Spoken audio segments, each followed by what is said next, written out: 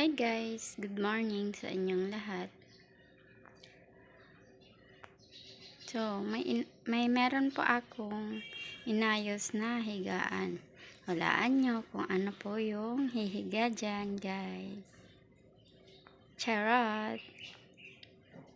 Yung ilalagay ko po dyan yung alaga kong mga aso.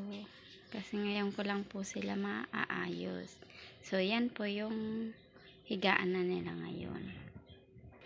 Kawawa kasi yung mga alaga ko, andito siya. So, alam niyo ba guys, akala ko yung anak niya 6 lang. Diba? Akala ko 6.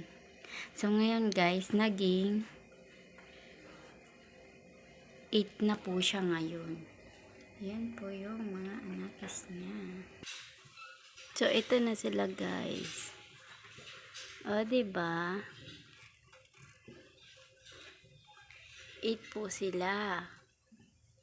Akala ko 8 lang. Ay, akala ko 6 lang, no? 8 pala sila. So, yun lang. Oh, diba? Ayan.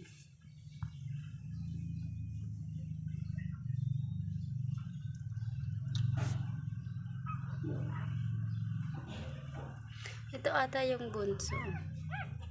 Ito kasi yung pang-anim eh.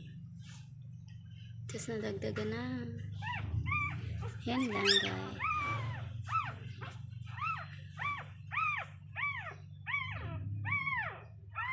Paalam, bye! Hindi niya alam na kinuha ko yung anak niya. Yung natulog. Ang sarap ng tulog.